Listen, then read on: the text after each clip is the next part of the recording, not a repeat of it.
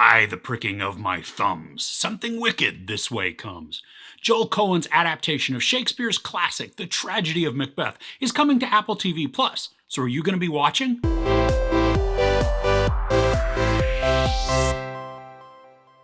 A Scottish lord becomes convinced by a trio of witches that he will become the next King of Scotland, and his ambitious wife supports him in his plans of seizing power. So more than likely, at least if you grew up in the United States, Macbeth was one of those required readings in high school. It's had countless adaptations, some good and many bad, and sometimes adaptations make the presentation more modern while keeping the original dialogue, while then others strictly stick to what Shakespeare wrote and the aesthetics they believe to be originally associated with this tragedy. For this adaptation, director Joel Coen has chosen the more traditional route by putting us in medieval Scotland and then keeping the dialogue to how Old Willie wrote it. This is presented in a pretty square format, and the aspect ratio works with the black and white presentation.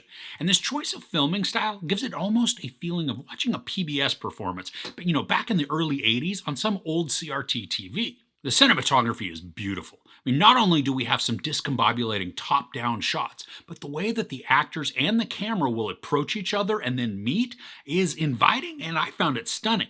And also sometimes a bit creepy. And this feels like a stage play, but on just really wide and deep stages. Some of the shots give good sense of expansiveness. The acting and the imagery are so powerful to the storytelling. When you read the play, and even sometimes when the play is performed, the visuals don't enhance the experience and then help in the understanding. In this, whether it be a flying crow, a flooded passageway, or simply a crown flying through the air, each of these sequences reinforces the meaning of the story. The cast is absolutely spectacular. So many talented actors come together, including Corey Hawkins, Harry Melling, Alex Hassel, Catherine Hunter, Brendan Gleeson, Moses Ingram, and then, of course, Frances McDormand and Denzel Washington. Alex Hassel, who you may recognize as Vicious from the recent Netflix show Cowboy Bebop, he is devilish and scheming. As Ross, he slithers through the scenes with backbiting charm and then cunning. Catherine Hunter plays the witches just so creepily, but also delivers her lines in very entrancing ways.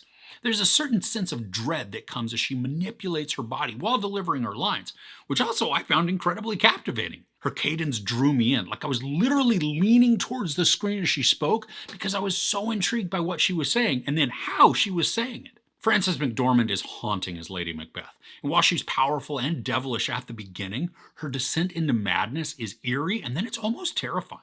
Then we get to the man himself, Denzel Washington. As Macbeth, he is wildly charismatic, but in a scary sort of way. He's conniving, driven, perhaps even insane, but the way he illustrates the transformation into a tortured mind, I found incredible to watch. Now, as serious as most of his performance is, there are some moments that border on humorous as Washington goes fully into his signature Denzel mode.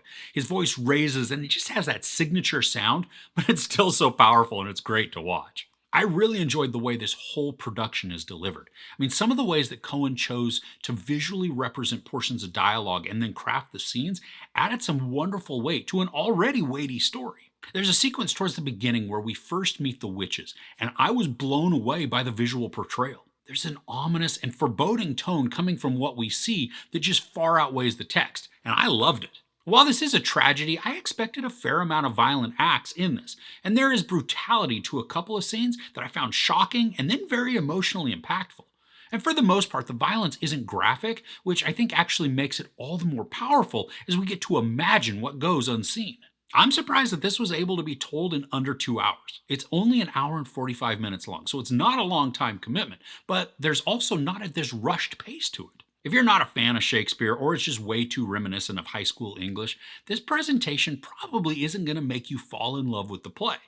But that being said, the performances and entire production design are captivating and they're beautiful to experience. Overall, The Tragedy of Macbeth is an awesome experience, even if you're not familiar with the play. While the dialogue may be a bit hard to ingest, the way the visuals work to give meaning and the actors' portrayals, it really does help the understanding quite a bit.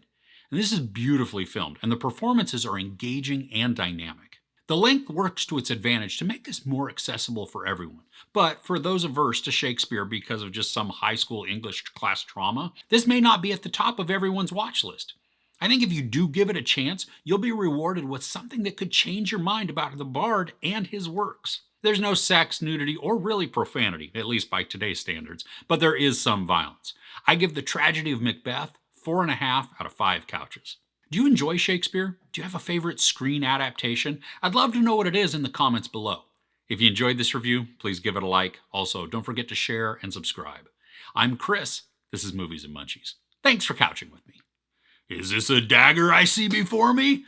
See, every time when I try and do it, I go into John Wayne, and that leads me to thinking of Dead Poet Society. I want to do Denzel, but I just can't.